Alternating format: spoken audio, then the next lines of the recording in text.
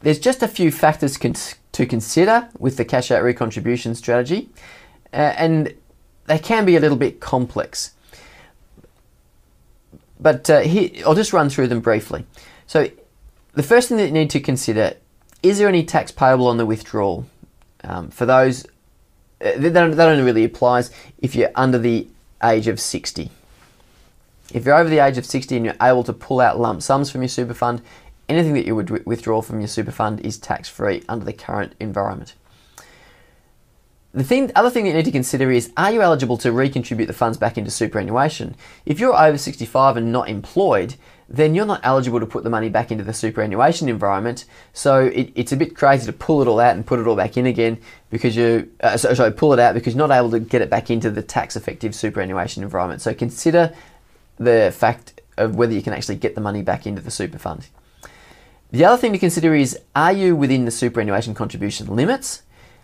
As in, is the amount that you're withdrawing and then putting back in under those thresholds? So the thresholds that you're thinking about here are the non-concessional thresholds that are currently $150,000 per annum.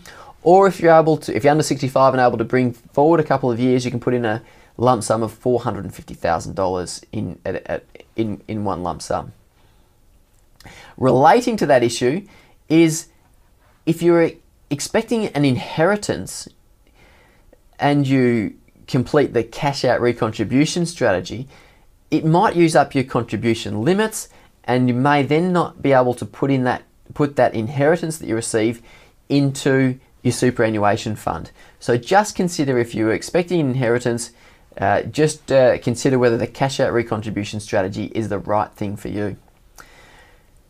The other thing to consider is whether you can get a greater benefit from anti-detriment payments. Now, this strategy, the anti-detriment benefits, really applies only if there's a potential for the death benefit to pass to a financial dependent. So that means you've either got dependent children or a spouse, or you have some other financial dependents. So the anti-detriments are only paid in the case where there's a financial dependent in the scenario.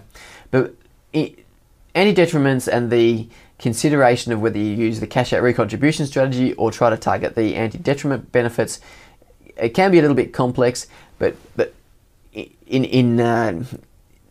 to try and cut a long story short, anti-detriment benefits are part of a change in legislation where they were trying to ensure that people who weren't able to get the benefit of their superannuation are trying to return some of the tax that they've paid, the contributions tax of 15% that they've paid over the years, that they haven't got the benefit from. There's a formula that can be used to estimate what the additional payback could be. Not all super funds pay them. I know that Christian Super does, but that's just another consideration when thinking whether the cash out recontribution strategy can provide some benefits to you. So consider all those things if you are considering a cash out recontribution strategy.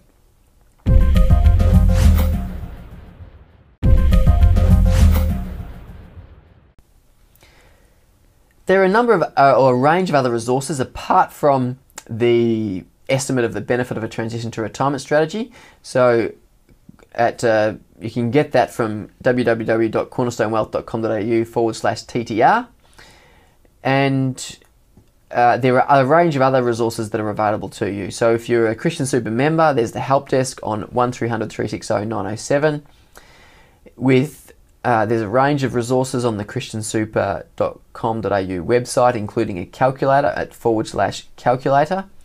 That calculator helps you understand whether you have sufficient funds for your retirement. Just note that it doesn't factor in the age pension, so it has some limitations, but it's a good place to start. Cornerstone Wealth, we can provide you with personal financial advice, remembering that this content is advice of a general nature only. You can log a query via cornerstonewealth.com.au, or you can give us a call on 1300 275 428. and book an initial consultation. You can also ask me questions that I'll answer via my podcast if you call that same number, so 1300 Ask Gav or 1300 275 428. Select option 1 if you're wanting to ask a question for the podcast. It records your question and sends it through to me, and I'll answer it via the podcast.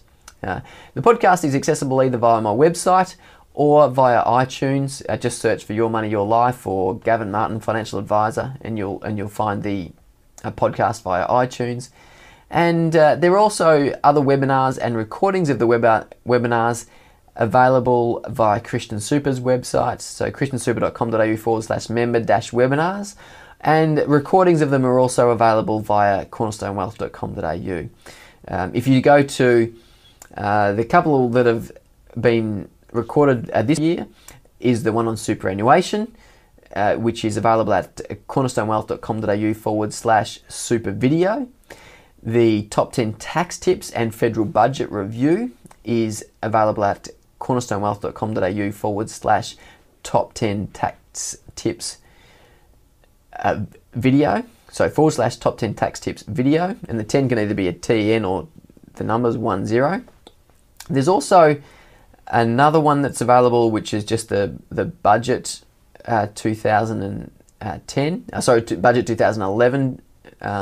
So if you just go to www.cornerstonewealth.com.au/budget 2011 video, or if that doesn't work, just go budget 2011. I can't remember whether the video's on there or not, but they're all the 3 recordings that have happened so far. And this recording will be available at cornerstonewealth.com.au/retirement video. So they're all the other resources that are available to you. If you have any questions, then please feel free to ask them either via email, voicemail, via my website.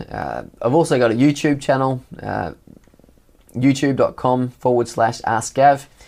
Feel free to ask any of those questions, and I'll be more than happy to assist you. So thanks very much for your participation in this video series on retirement planning. I hope it has been of great benefit to you, and I look forward to helping you with further videos in the future.